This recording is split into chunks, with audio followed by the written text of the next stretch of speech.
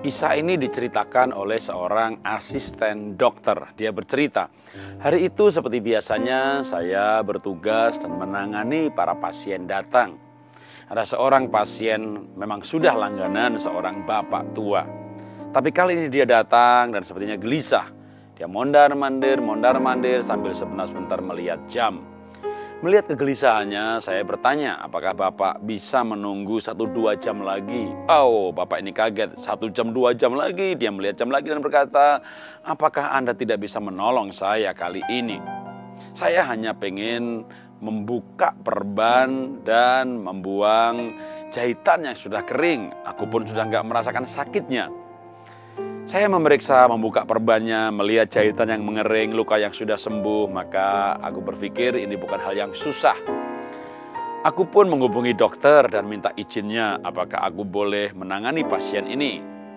Lanjut cerita asisten dokter yang mengisahkan hal ini. Atas izin dokter, maka aku membereskan pasien ini.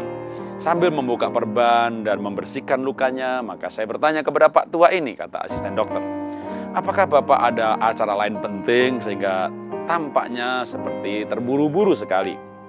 Oh tidak, saya tidak ada acara istimewa atau acara penting lainnya. Acara rutin, seperti biasanya. Kalau jam makan siang, maka saya pergi ke panti jompo untuk makan bersama istri saya yang dirawat di sana. Sudah beberapa tahun dia ada di sana karena dia menghadap penyakit. Saya bertanya Pak tua, Bapak, apakah kalau misalnya Bapak nggak datang, istri Bapak akan marah kalau Bapak tidak mendampingi makan siang? Oh, terlambat, nggak datang seminggu, sebulan pun dia tidak akan marah. Lah, kenapa Pak?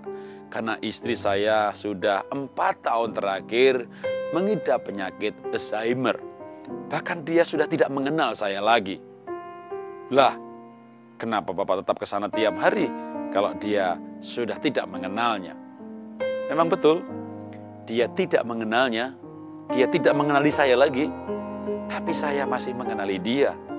Dan saya tetap terus makan siang bersama dengan dia setiap hari.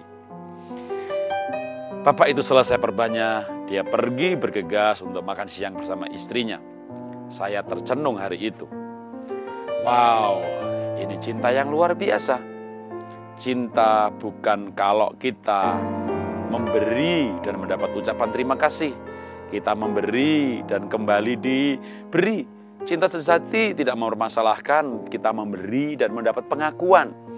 Betapa banyak orang memberi sebenarnya bukan karena cinta, tapi karena pengen diakui, pengen diterima, perbuatan yang dilakukan, mendapat penghormatan. Sedangkan Bapak tua ini memberi, bahkan yang diberi sudah tidak mengenal lagi. Siapa yang memberi ini, siapa yang menambangi ini makan, tapi itu terus Bapak tua ini lakukan. Hari itu kata asisten dokter ini, saya belajar mengenai hidup, saya belajar mengenai cinta. Dan ketika Bapak itu pergi ke tempat istrinya, saya berdoa, Tuhan, kalau nanti saya menikah, berikan saya jodoh yang punya cinta luar biasa seperti Pak tua itu. Ketika saya berdoa pun, Tuhan menegur, itu juga bukan doa yang benar. Seharusnya kamu berdoa, Tuhan, kalau nanti aku menikah, aku mau memberikan cinta seperti Pak tua itu. Nah, itulah cinta yang sejati. Bukan pengen menerima, tapi pengen memberi. Karena sebenarnya Pak tua tadi memberikan, dan dia menikmati kebahagiaan itu lebih daripada bahagia istrinya. Karena istrinya sudah gak mengenalinya. Penyakit Alzheimer membuatnya dia lupa semuanya dan tidak ingat semuanya. Jadi ketika dia mendapat suaminya mendampingi pun, dia sebenarnya tidak merasakan kebahagiaan seperti bahagianya Bapak mendampingi istrinya. Jadi kalau Anda mau hidup bahagia, maka sebenarnya kuncinya berilah. Maka itulah sebenarnya hakikat dari cinta sejati. Salam bahagia.